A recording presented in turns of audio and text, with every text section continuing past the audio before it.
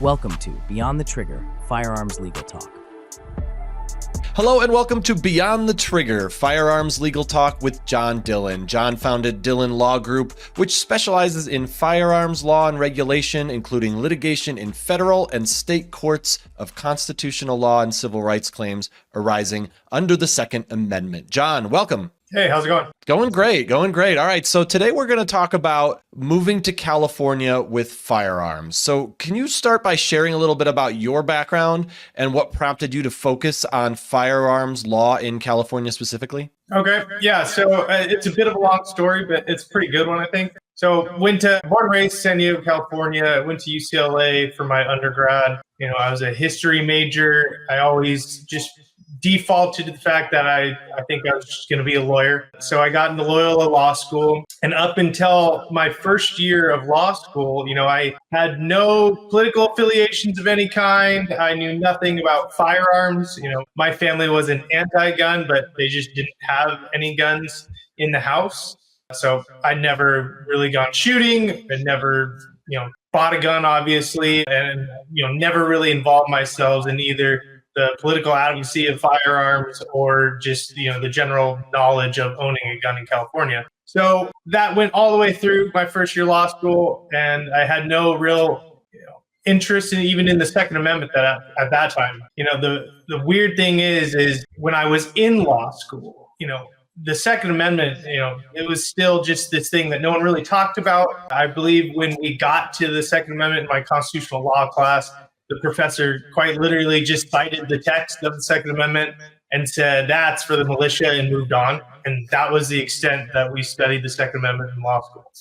In contrast to, First Amendment, Fourth, Fifth, Sixth Amendments, where you spend, a month learning those things and intricacies of those laws, there was nothing on the Second Amendment. So I had no real knowledge of it while in law school. But then I had a semester where I had a very early morning class and I had a very late night class. And I really didn't feel like driving back and forth in LA traffic constantly throughout the day. So me and a buddy of mine, we found out hey, there's a gun range down the street. Loyola Law School is near downtown LA. And so we went to just shoot some guns because we were honestly bored and we needed to kill some time. And started going and shooting about once a week, just, for the fun of it. And that quickly developed into an actual interest, of firearms. And then I went to go, I said, I'm a 21, 22-year-old adult. I'm going to go buy a firearm. This is fun. Little did I know that even at that time, the California gun laws were intense. And so I figured I would just go to a gun shop. Here's my ID. I've never committed a crime in my life. I should be able to buy my gun and leave. It took me, I think, 2 to 3 weeks to actually buy a gun. And that was because at that time, my ID still had my old home address, but I was currently living in LA. So I didn't have a proof of residency or, the correct address. So I had to get, my lease agreement in the apartment I was renting. I didn't have an extra proof of citizenship because I wanted to buy a handgun. So I had to get, my passport from back home. Do all this stuff, finally go to buy my gun, and then I find out I got to wait 10 days after I buy the gun because I need some sort of cooling off period in between actually purchasing the gun and picking it up. So finally do all that, get my gun. And, at that time, that's when I started going, well, why do they have these laws? Why can only buy one handgun a month, or why do I have to wait 10 days? I have no criminal background check. Why does it take 10 plus days to conduct a background check on me? So start going through all these things. They start, sitting in the back of my head. Then I start getting more into shooting, and I start modifying the handgun that I have. I think I bought a new, match grade barrel for the handgun. And I'm online one day on online forums, and I'm seeing someone says, hey, if you switch your barrel in California, you've committed a felony. And I read that and I just completely panic, thinking that, ATF and DOJ is going to break through my window, bust through your door, shoot my dog, and, arrest me because I swapped out the barrel on my gun. So I literally went to the law school library and started reading the California gun laws, thinking, okay, I got to figure out my own defense to the crime I committed. I found out that that guy that I read that comment online was full of it, didn't really know what he was talking about. It wasn't illegal to switch the barrel on the firearm. But in doing that, I really started getting into the weeds of all these gun regulations and restrictions in California. And it just really struck me as a person who had no really affiliation, no real interest beyond my initial interest of shooting a gun. It just, for lack of a better word, it was really stupid. All the laws I'm reading made no sense. They weren't rational. It didn't seem like they made any logical sense of any kind. And I really just firmly believe from an objective level that most of these laws would not do anything to actually prevent any sort of crime. So that started the snowball effect. I think then I spent enough, probably equal amount of time just individually and personally researching California gun law as I was doing on my actual law school classes. And, according to my wife, it just became an obsession where I'd come home from law school and I'd just start reading California gun laws. And from there, I graduated, bar exam, did all that, got a job in Carlsbad, California. And a couple of years into working for the law firm that I was working at, I approached the partners of the firm and said, hey, we have an extraordinary amount of firearms laws in California.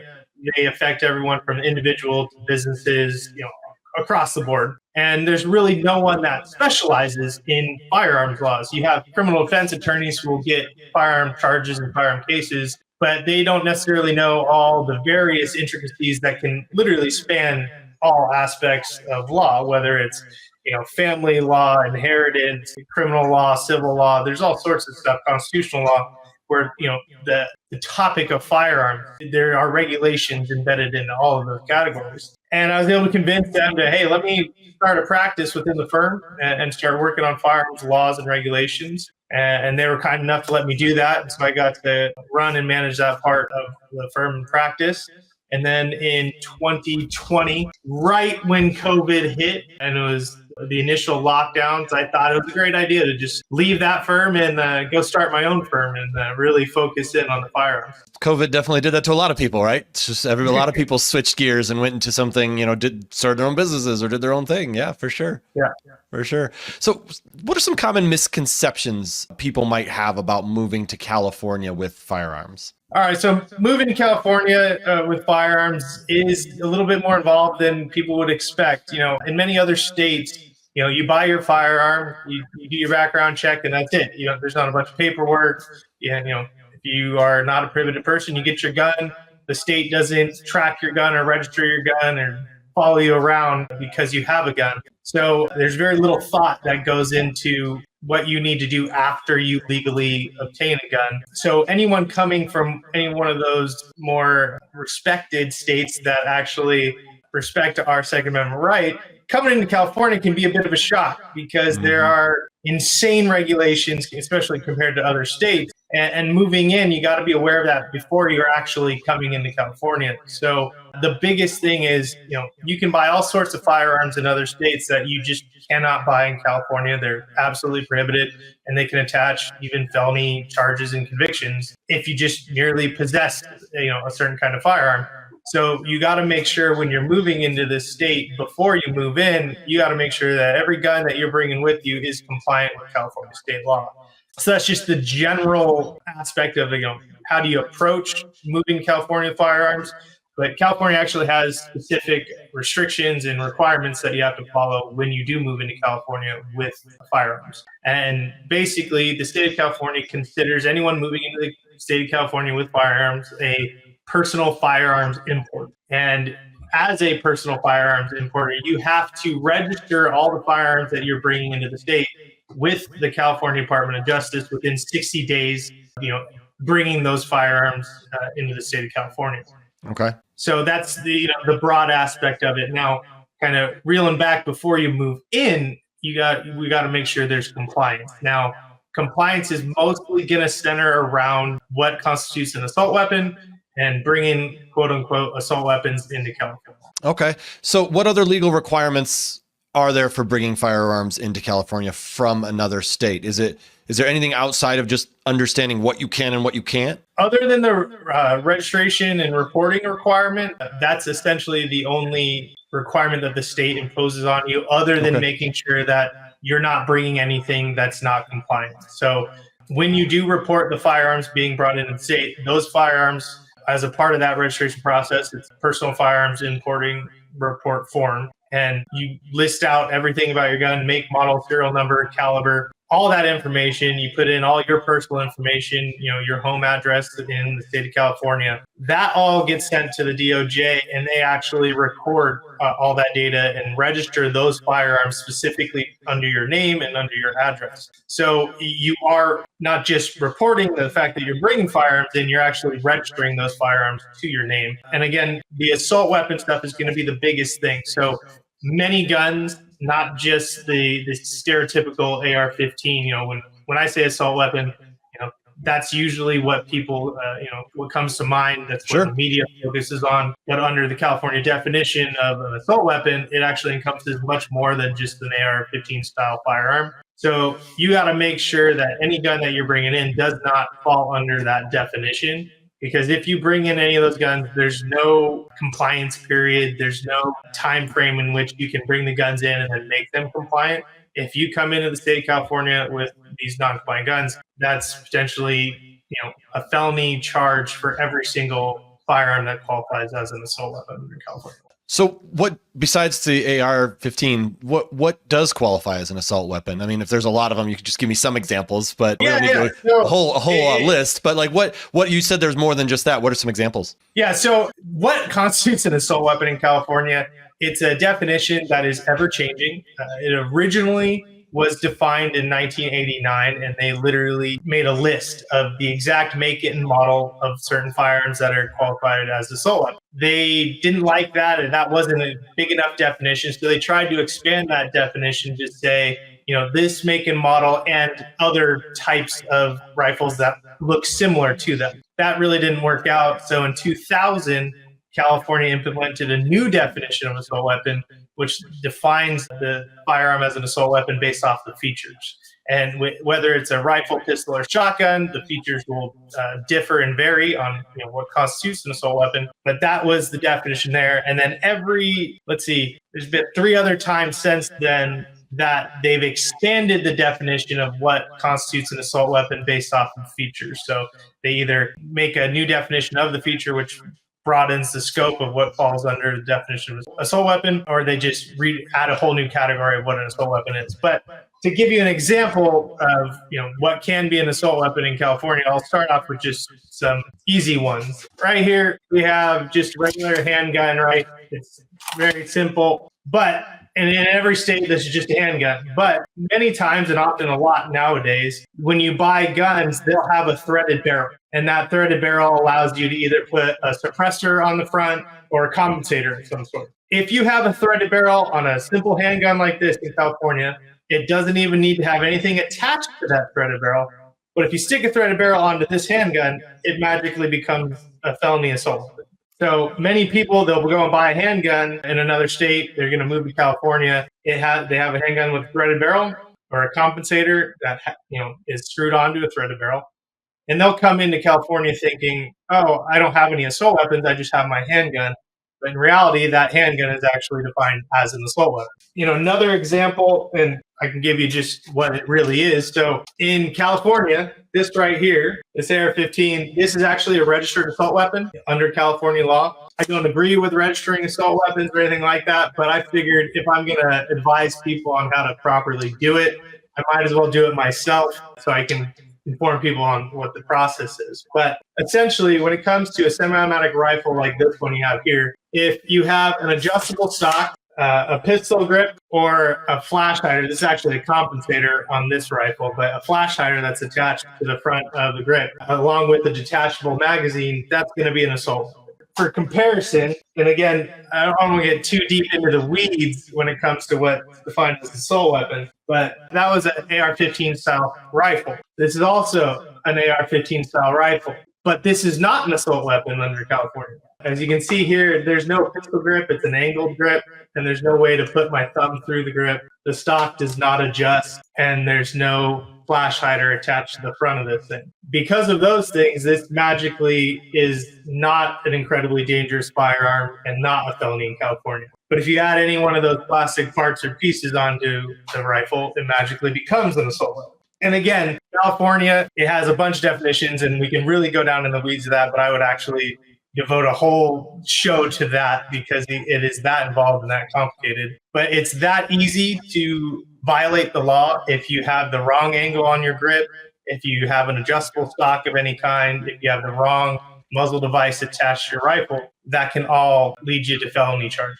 Well, it sounds like we'll have to do an episode just on that, just so you can get everything out there. What steps should an individual take to ensure compliance with California firearms laws when they have a gun and they're relocating? Yeah, so the biggest thing I think again revolves around assault weapons. So if you have any firearms that you're bringing in, I would highly suggest you at least look up the definition of an assault weapon under California law, and that's California Penal Code Section 305.15. That gives you the detailed list of features that would qualify as an assault weapon. That can be complicated, and it's not great in identifying exactly which parts may or may not be compliant. So honestly, the best thing to do, call someone like myself who specializes in these firearms and these firearms laws. I routinely have given consultations to people that are coming to California where we'll sit on a Zoom meeting or they'll send me pictures of all their firearms, and I can go through one by one and say, hey, this is not compliant, this is compliant, you're all set. That's probably the safest bet to do.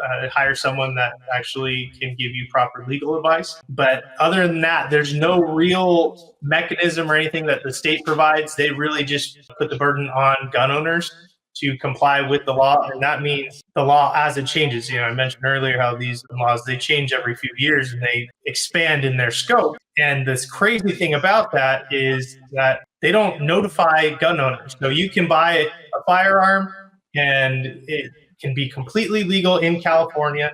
And 2 years later, they can change the law. And now that firearm that you bought in California was perfectly legal. Overnight, it becomes perfectly illegal. They don't notify you. They don't, do anything that would inform you that you have to, change your gun or do anything like that. And so people that aren't up to date and, kind of paying attention fall under the trap of, they go to the range, someone sees them with a non-compliant gun, and it can be a problem. Are there any upcoming changes or proposed legislation regarding firearms out there in California that you feel people should be aware of? So again, this is a crazy state when it comes to firearm laws.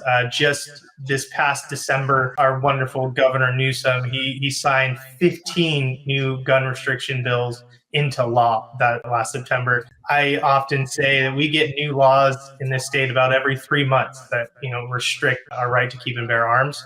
So it is something that you actively have to pay attention because they will pass more and more laws. At the moment, nothing specific pops up to my head, a proposal that's in place. But I can guarantee you before the end of the year, we're going to hear about something new. And again, it's about every few months, you're going to get something passed, especially with the governor that we have, who's literally vowed to sign any gun bill that crosses his desk. So it's one of those things where you have to, unfortunately, bear the burden of actively paying attention to any updates on the law. I would say best resources to do that. You can follow me on my various social media. I often post about any new laws that are proposed and or passed. Also, there's various organizations, in and outside of California that obviously protect our Second Amendment rights. My firm's worked with many times, like the San Diego County Gun Owners, Firearms Policy Coalition, Second Amendment Foundation, the CRPA. All of those organizations really do stay on top of the laws that are being proposed and passed because they're oftentimes helping fund and participating in litigation to challenge these laws. So that's probably your best bet. Follow the social media, go on their websites, become members of all those organizations. That'll get you those updates that you wouldn't necessarily get if you just own a firearm. Okay, that's great advice. Well, thank you for joining us on Beyond the Trigger Firearms Legal Talk with John Dillon. To connect with John, head to DillonLawGP.com. And of course, don't forget to like and subscribe and review our show here. We love having you be part of our community. John, great to talk with you. Looking forward to the next one. All right, sounds good. Thanks for watching. Be sure to hit that like and subscribe button and leave us a review in the comments.